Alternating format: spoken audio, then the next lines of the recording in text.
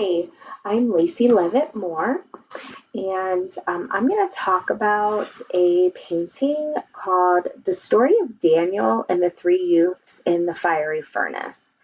This painting was painted by Adrianopolitis Konstantinos in the mid 1700s. This is not a painting that I was familiar with as a child or just not familiar with at all until I actually took another course here at MBNU. But this painting, when I saw it, really affected me kind of on a spiritual level.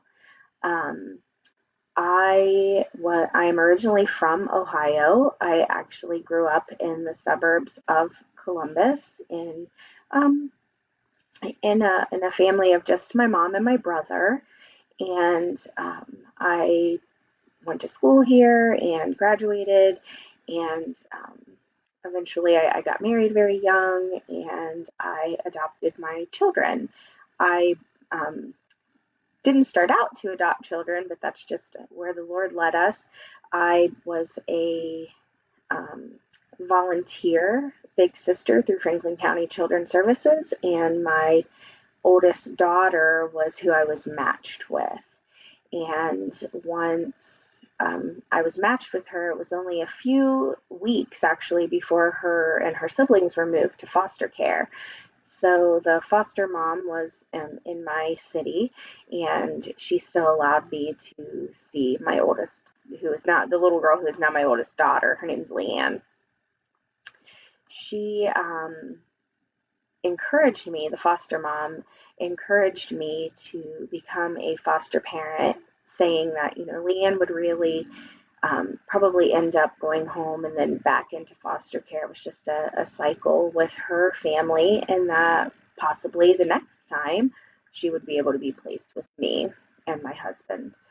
So that's what happened. We became foster parents, and she and her siblings went home, and within just a few months of us becoming licensed, her and her siblings came back into foster care. And on my way to work one morning, they called and said, "Your kids are here." And I said, "Oh, um, I'm just waiting on Leanne." And they said, "Well, it doesn't work that way. You have to take, her and her siblings." So that's exactly what happened. I called my husband, and we took the day off work, and didn't even have milk in the refrigerator.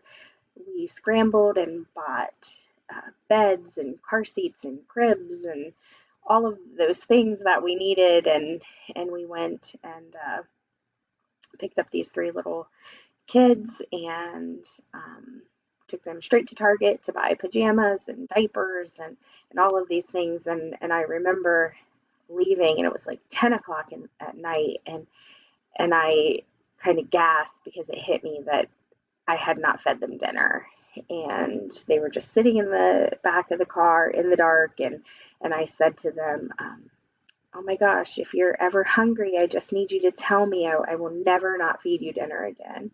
So that was kind of my first night of parenting. It didn't go so well.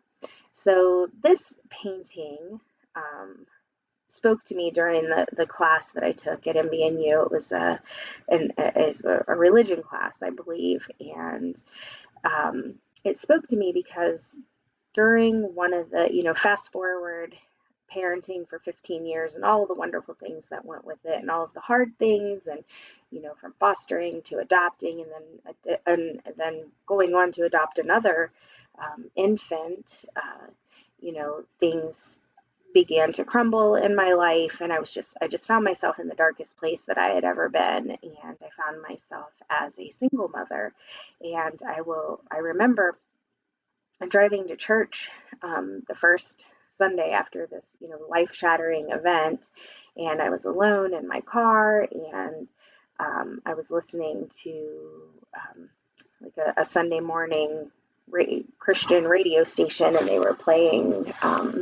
They were talking in between songs, and they were talking about the story of Shadrach, Meshach, and Abednego in the fiery furnace. And I listened half-heartedly to it because I was driving and I was my mind was in 1,000 different places. And when I got to church, I sat down and, went through the singing and the shaking hands and, talking to my friends, all of those things. And when the pastor started to speak, he was talking about the story of Shadrach, Meshach, and Abednego in the fiery furnace. And I thought, wow, that's really weird. And I even went as far to think that maybe there was some type of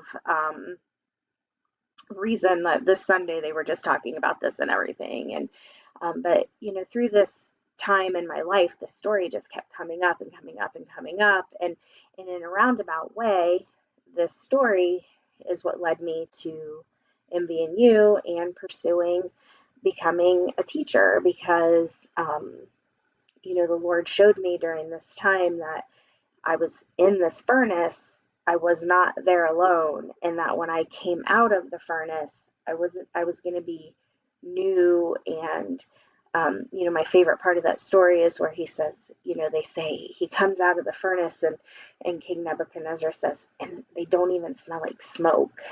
And I just think that's such a beautiful illustration of God's love for us, that He just takes us through these trials and what feels like the worst part of our life, the hottest and the most intense part of the heat, and right in the middle of the furnace, and He takes us out of it and He makes us beautiful on the other side, and we don't even smell like smoke.